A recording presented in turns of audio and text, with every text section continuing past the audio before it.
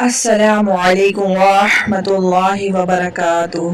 تو پیارے ویورز، کیسے ہیں آپ؟ چلتے ہیں اپنے ویڈیو کی طرف۔ اعوذ باللہ من الشیطان الرجیم، بسم اللہ الرحمن الرحیم۔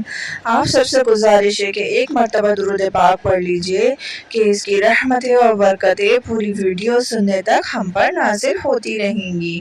ارے ویورز، جیسا کہ ہم جانتے ہیں کہ کبوتر کے پاؤں جو ہے وہ سرخ ہوتے ہیں اور اس کے گلے پر ایک دھاری نما لال رنگ کا ہار بنا ہوا ہوتا ہے۔ تو آج جو ہے یہی ٹاپک ہے جس کے بارے میں آپ سب کو بتاؤں گی۔ ویڈیو کو اسکپ کیے بغیر پوری ویڈیو دیکھیے گا۔ ویڈیو پسند آئے تو چینل کو سبسکرائب کیجیے گا، ویڈیوز کو لائک اور شیئر کیے گا، بیل آئیکن کو لازمی پریس کر دیجیے گا سبسکرائب کے برابر میں، تاکہ آنے والی نئی اور نوٹیفیکیشن نیا واقعہ اب تک پہنچ سکے۔ تو ناظرین، آپ نے زیادہ تر دیکھا ہوگا کہ کبوتر جو ہے وہ مسجدوں کے باہر، مزاروں کے باہر، خانقاہوں کے باہر جو ہے وہ زیادہ تر نظر آتے ہیں۔ تو اللہ تبارک و تعالیٰ نے اسے یہ مراتب کیوں عطا کرے، کیسے عطا کرے، تو یہ آج کی ویڈیو کا ٹاپک ہے۔ تو ناظرین کرام، یہ ٹاپک جو ہے وہ ڈائریکٹ حضرت نوح علیہ السلام اور طوفان نوح سے جا کر ملتا ہے۔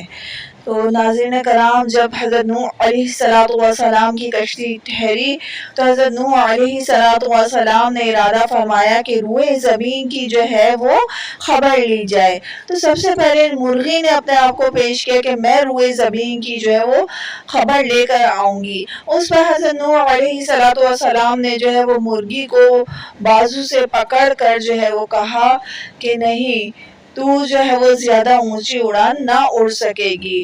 اس کے بعد جو ہے حضرت نوح علیہ السلام نے جو ہے وہ کوے کو جو ہے منتخب کیا کہ تو جا کر جو ہے روئے زمین کی خبر لے کر آ۔ تو کوا جو ہے وہ روئے زمین کی خبر لینے جا رہا تھا، وہاں اس کو ایک مردار نظر آیا۔ تو کوا جو ہے وہ اس مردار پر جا پڑا اور واپس لوٹ کر نہیں آیا۔ اس پر جو ہے حضرت نوح علیہ السلام نے جو ہے کوے کو بددعا دی۔ تو آج کے دم تک آپ ویورز آپ نے نوٹ کیا ہوگا، کوا جو ہے وہ ہڑبڑایا ہوا رہتا ہے، گھبرایا ہوا رہتا ہے، ڈرا ہوا رہتا ہے۔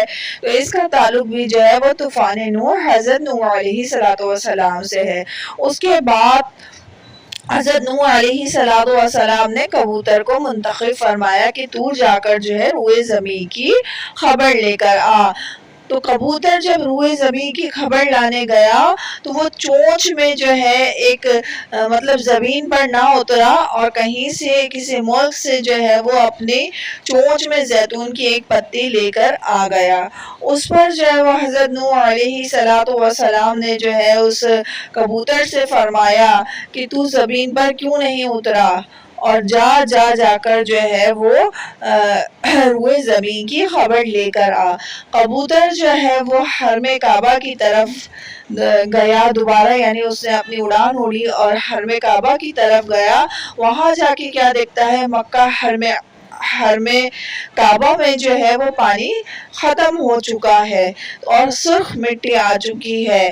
کبوتر جو ہے وہ زمین پر اترا اور وہاں پر اس کے پاؤں جو ہے سرخ مٹی سے جو ہے وہ رنگین ہو گئے۔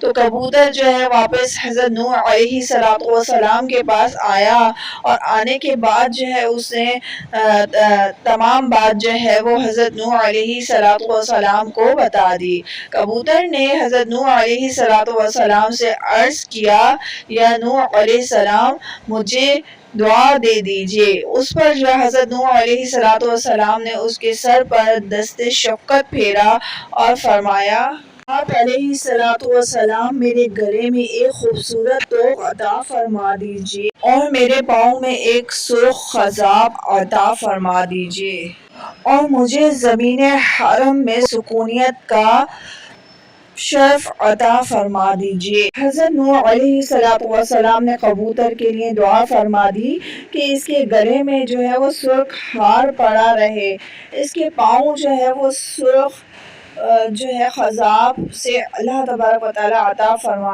اور اللہ تبارک و تعالیٰ اسے حرم میں سکونیت کا شرف عطا فرما دے۔